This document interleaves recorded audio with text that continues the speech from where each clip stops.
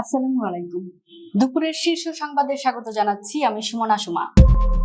শ্রদ্ধা ভালোবাসায় পালিত হচ্ছে বেগম খালেদা জিয়ার জন্মবার্ষিকী। অর্থের অভাবে কেউ স্বাস্থ্য সেবা থেকে বঞ্চিত হবে না, প্রধানমন্ত্রী। এলএনজি টার্মিনাল থেকে গ্যাস সরবরাহ শুরু, শীঘ্রই কাটবে সংকট। 2027 সালের এসএসসি পরীক্ষার সময়সূচি প্রকাশ। ধানমন্ডি 32 থেকে কার্যক্রম নিষিদ্ধ যুবলীগের সক্রিয় সদস্য আটক। জাতীয় বিশ্ববিদ্যালয়ের ডিগ্রি ভর্তির আবেদন শুরু রবিবার। কক্সবাজারে হোটেল কক্ষের ফ্যানে ঝুলছিল পুলিশ সদস্যের লাশ।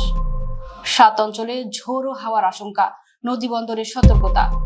7.7 মাত্রার ভূমিকম্পে কাঁপল ইন্দোনেশিয়া। ফেসবুক ইনস্টাগ্রাম থেকে 7.5 লাখ অ্যাকাউন্ট সরালো মেটা। টুইট করে হরমুজ প্রণালী দখল করা যাবে না ইরান নয়, শেষ পর্যন্ত ট্রাম্প নতি স্বীকার করবেন, সাবেক মার্কিন রাষ্ট্রদূত। শুনছিলেন শিরোনাম, এবার বিস্তারিত। সারা দেশে দোয়া, শ্রদ্ধা, ভালোবাসায় পালিত হচ্ছে তিনবারের সাবেক প্রধানমন্ত্রী ও বিএনপির সাবেক চেয়ারপারসন বেগম খালেদা জিয়ার জন্মবার্ষিকী। শনিবার আপসহীন নেত্রী বেগম খালেদা জিয়ার 82তম জন্মবার্ষিকী। সারা দেশে বিএনপি ও এর সহযোগী সংগঠন সহ বিভিন্ন শ্রেণী পেশার মানুষ গভীর শ্রদ্ধা ও রুহের মাগফিরাত কামনায় দিনটি পালন করছেন। গত 30 ডিসেম্বর মৃত্যুর পর এটি বেগম খালেদা জিয়ার প্রথম কোনো জন্মবার্ষিকী উদযাপন। বিএনপির পক্ষ থেকে জানানো হয়েছে, বেগম খালেদা জিয়ার প্রয়াণের কারণে এবার সব ধরনের উৎসব পরিহার করা হয়েছে। বিএনপির সিনিয়র যুগ্ম মহাসচিব অ্যাডভোকেট রুহুল কবির রিজভী স্বাক্ষরিত এক সংবাদ বিজ্ঞপ্তিতে জানানো হয়, শনিবার সকাল থেকেই ঢাকা সহ দেশের সব জেলা, মহানগর, উপজেলা ও পৌরসভা পর্যায়ে দলীয় কার্যালয় এবং স্থানীয় মসজিদগুলোতে বিশেষ মিলাদ ও দোয়া মাহফিলের আয়োজন করা হয়েছে। কেন্দ্রীয় কর্মসূচির অংশ হিসেবে বেলা 11টায় রাজধানীর নয়া পল্টনে বিএনপির কেন্দ্রীয় কার্যালয়ে দোয়া মাহফিল অনুষ্ঠিত হবে। প্রধানমন্ত্রী তারেক রহমান বলেছেন, সরকার এমন একটি কল্যাণমুখী রাষ্ট্র প্রতিষ্ঠায় প্রতিশ্রুতিবদ্ধ, যেখানে চিকিৎসার জন্য কোনো নাগরিককে বিদেশ যেতে হবে না এবং অর্থের অভাবে কেউ স্বাস্থ্য সেবা থেকে বঞ্চিত হবে না। শনিবার রাজধানীর ন্যাশনাল ইনস্টিটিউট অব নিউরো সায়েন্সের ও হাসপাতালে সম্প্রসারিত 500 শয্যা বিশিষ্ট নতুন ভবন উদ্বোধনকালে তিনি এসব কথা বলেন। প্রধানমন্ত্রী বলেন, দেশের মানুষের দোরগোড়ায় উন্নত চিকিৎসা সেবা পৌঁছে দিতে সরকার বিভিন্ন উদ্যোগ নিয়েছে। এর মধ্যে ই হেলথ কার্ড সহ আধুনিক ও প্রযুক্তি নির্ভর নানা ব্যবস্থা চালুর উদ্যোগ রয়েছে। তিনি বলেন, দেশের স্বাস্থ্য সেবার মান আরো উন্নত করে জনগণের জন্য সহজলভ্য চিকিৎসা নিশ্চিত করাই সরকারের অন্যতম লক্ষ্য। চিকিৎসার জন্য যেন দেশের মানুষকে বিদেশমুখী হতে না হয়, সে অনুযায়ী স্বাস্থ্য খাতকে আরো শক্তিশালী করা হবে। প্রধানমন্ত্রী শিশু স্বাস্থ্যের উপর বিশেষ গুরুত্ব দেওয়ার আহ্বান জানান। তিনি বলেন, আজকের শিশুরাই আগামী দিনের ভবিষ্যৎ, তাই শিশুদের সুস্বাস্থ্য ও শিক্ষার নিশ্চয়তা দিতে বিশেষভাবে নজর দিতে হবে। মহেশখালীর ভাসমান 2টি সামিট ও এক্সিলারেট এনার্জির এলএনজি টার্মিনাল থেকে গ্যাস সরবরাহ শুরু হয়েছে।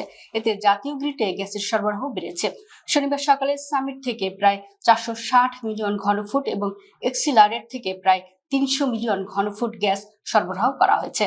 এতে জাতীয় গ্রিডে দেশীয় গ্যাস সহ মোট সরবরাহ বেড়ে প্রায় 2400 মিলিয়ন ঘনফুট দাঁড়িয়েছে। পেট্রোবাংলা সূত্রে এ তথ্য জানা গেছে। এর আগে শুক্রবার বিকেলে কারিগরি সমস্যার কারণে এক্সিলারেটের টার্মিনাল পুরোপুরি বন্ধ হয়ে যায়। তখন জাতীয় গ্রিডে গ্যাস সরবরাহ নেমে আসে প্রায় 1650 মিলিয়ন ঘনফুটে। এর কয়েক ঘন্টা পর সন্ধ্যা 6টা 10 মিনিটে সামিট থেকে সরবরাহ শুরু হলে পরিস্থিতির কিছুটা উন্নতি হয়। শুরুতে সামিট থেকে প্রায় 110 মিলিয়ন ঘনফুট গ্যাস দেওয়া হলেও রাতে ধাপে ধাপে তা বাড়ানো হয়। 2027 সালের এসএসসি ও সমমানের পরীক্ষার সময়সূচি প্রকাশ করা হয়েছে। আগামী বছরের 7 জানুয়ারি থেকে এই পরীক্ষা শুরু হবে। শিক্ষার্থীদের মূল্যবান সময় সাশ্রয় এবং আন্তর্জাতিক শিক্ষা ক্যালেন্ডারের সঙ্গে সামঞ্জস্য বজায় রাখতে এই সিদ্ধান্ত নেওয়া হয়েছে। আন্তঃশিক্ষা বোর্ড সমন্বয় কমিটি জানিয়েছে, ঘোষিত সময় অনুযায়ী 2027 সালের এসএসসি ও সমমানের পরীক্ষা অনুষ্ঠিত হবে। পরীক্ষা পেছানোর কোনো সুযোগ নেই। আন্তঃশিক্ষা বোর্ড সমন্বয় কমিটির সভাপতি ও ঢাকা শিক্ষা বোর্ডের চেয়ারম্যান অধ্যাপক সৈয়দ আখতারুজ্জামান বলেন, সরকার ঘোষিত নির্ধারিত সময়ে 2027 সালের এসএসসি পরীক্ষা শুরু হবে। এর আগেই নির্ধারিত সিলেবাস শেষ করে টেস্ট পরীক্ষা নিতে হবে। পরীক্ষার সময় পেছানোর সুযোগ নেই। সরকারের 2026 সালের শিক্ষাপঞ্জি অনুযায়ী এসএসসি টেস্ট বা নির্বাচনী পরীক্ষা আগামী 28 অক্টোবর থেকে শুরু হয়ে 10 নভেম্বর পর্যন্ত চলবে। এর ফলাফল 18 নভেম্বরের মধ্যে প্রকাশ করতে হবে। অর্থাৎ টেস্ট পরীক্ষা শেষ হওয়ার পর পাবলিক পরীক্ষার প্রস্তুতির জন্য শিক্ষার্থীরা সময় পাবে প্রায় 2 মাস। রাজধানীর ধানমন্ডি 32 নম্বর এলাকা থেকে কার্যক্রম নিষিদ্ধ যুবলীগের সক্রিয় সদস্য অর্ণব দাস নামের এক ব্যক্তিকে আটক করেছে পুলিশ। তার গ্রামের বাড়ি টাঙ্গাইলে। শনিবার সকালে ধানমন্ডি 32 নম্বর এলাকা থেকে তাকে আটক করে পুলিশের গাড়িতে করে নিয়ে যাওয়া হয়। বিষয়টি নিশ্চিত করেছেন ধানমন্ডি থানার ভারপ্রাপ্ত কর্মকর্তা ইমদাদুল ইসলাম তৈয়ব। তিনি বলেন, আটক ব্যক্তির নাম অর্ণব দাস, তার বাড়ি টাঙ্গাইলে। প্রাথমিকভাবে জানা গেছে তিনি কার্যক্রম নিষিদ্ধ যুবলীগের সক্রিয় কর্মী। তাকে জিজ্ঞাসাবাদ করা হচ্ছে। ইমদাদুল ইসলাম তৈয়ব আরো বলেন, 15 আগস্ট ঘিরে শুক্রবার দিবাগত রাত থেকেই ধানমন্ডি 32 নম্বর এলাকায় নিরাপত্তা জোরদার করা হয়েছে। যে কোনো পরিস্থিতি মোকাবেলায় পুলিশ প্রস্তুত রয়েছে।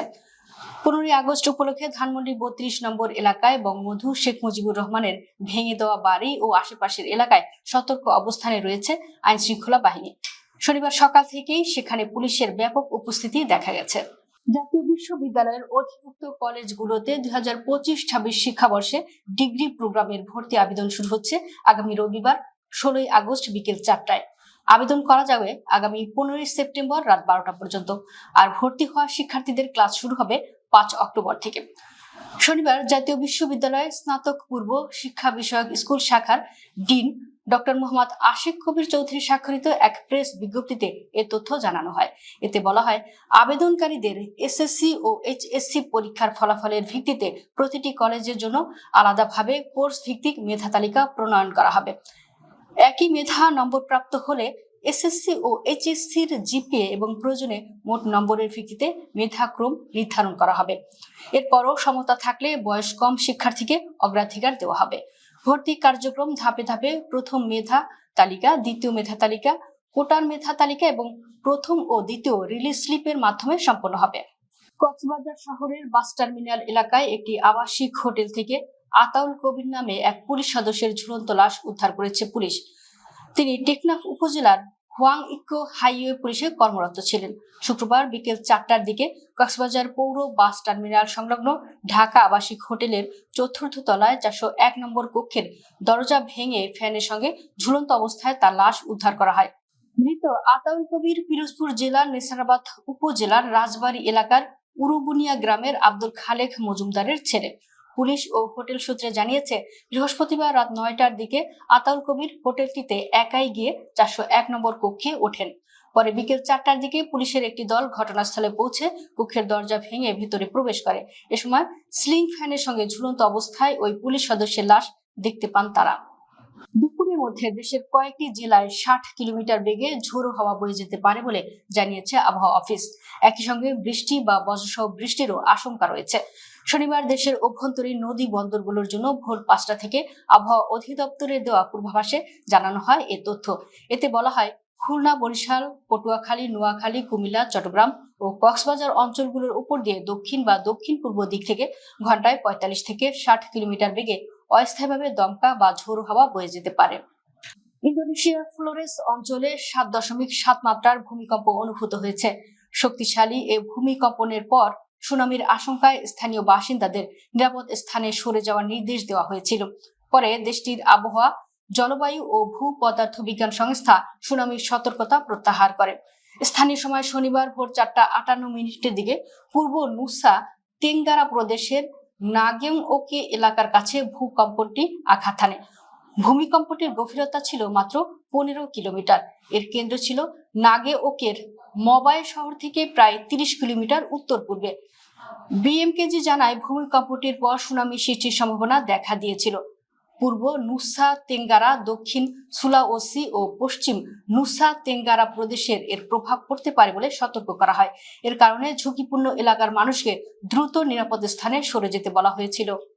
অস্ট্রেলিয়ায় 16 বছরের কম বয়সী কিশোর কিশোরীদের সামাজিক যোগাযোগ মাধ্যম ব্যবহারে নিষেধাজ্ঞা কার্যকরের পর প্রায় 7,56,000 সন্দেহভাজন অপ্রাপ্ত অ্যাকাউন্ট সরিয়ে দিয়েছে ফেসবুক ও ইনস্টাগ্রামের মালিক প্রতিষ্ঠান মেটা। বৃহস্পতিবার 13 আগস্ট মেটা এ তথ্য প্রকাশ করে। অস্ট্রেলিয়ার নতুন আইনের আওতায় আইনি বাধ্যবাধকতা পূরণ করতে এসব অ্যাকাউন্ট ব্লক ও নিষ্ক্রিয় করা হয়েছে বলে জানিয়েছে প্রযুক্তি প্রতিষ্ঠানটি। গত বছরের ডিসেম্বর থেকে চলতি বছরের জুন পর্যন্ত মেটা 2,94,000 ফেসবুক এবং 4,62,000 ইনস্টাগ্রাম অ্যাকাউন্ট নিষ্ক্রিয় করেছে। চলতি বছরের জানুয়ারিতে মেটা জানিয়েছিল, তখন পর্যন্ত 1,73,000 ফেসবুক এবং 3,31,000 ইনস্টাগ্রাম অ্যাকাউন্ট সরানো হয়েছিল।